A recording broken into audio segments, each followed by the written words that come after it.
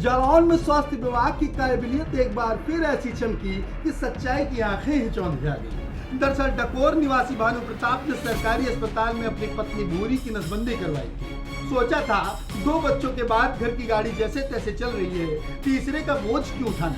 लेकिन किसे पता था कि सरकारी सफलता घर की चौखट पर आकर नई किलकारी बन जाएगी। नसबंदी के पूरे 1.5 साल बाद भूरी ने बच्चे को जन्म दे दिया।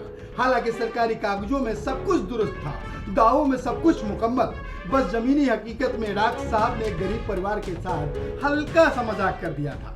सरकारी रिकॉर्ड छाती पीट कर बता रहे हैं कि परिवार नियोजन सफल रहा।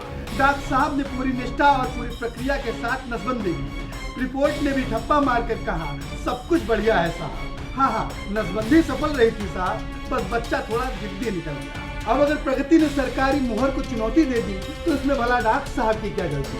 आखिर बच्चा भी तो लोकतंत्र में जी रहा है, उसे भी आने का अधिकार है।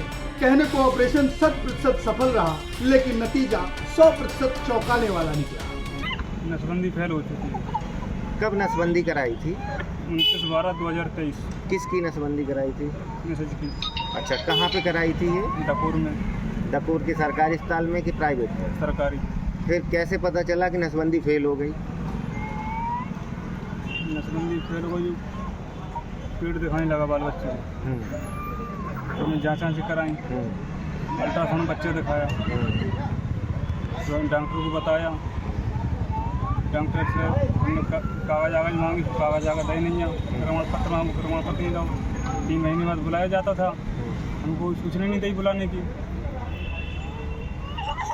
अब क्या चाहते हैं? कार्रवाई करी थी, कोई सुनवाई नहीं भाई। आवेदन के लिए फार्म डाले थे, ना आवेदन आया ना कुछ आया।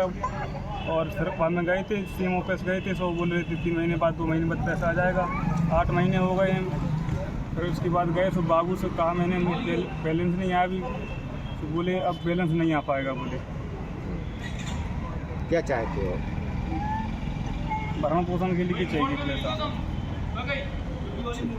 भानु प्रसाद राजमिस्त्री हैं, रोज कमाओ रोज खाओ वाली जिंदगी है। 2 बच्चे के बाद आर्थिक तंगी के चलते ही पत्नी की नसबंदी करवाई थी, लेकिन अब तीसरा बच्चा हो गया। उनका कहना है कि अब ऑपरेशन सरकारी अस्पताल में हुआ और उसे सफल बताया गया, तो अब इस बच्चे के पालन पोषण की जिम्मेदारी भी सरकार को ही उठाना चाहिए। जिसके बाद भानु प्रताप अपनी पत्नी के साथ जिला अधिकारी कार्यालय पहुंचे और वहां पर मांग पत्र के साथ अपनी बात रखी। वहाँ गई थी सिंह पे, वहाँ सुनाई नहीं दी। ये बोल रहे थे कि बैलेंस नहीं आएगा। अच्छा, मुआवजे का बैलेंस है? हाँ।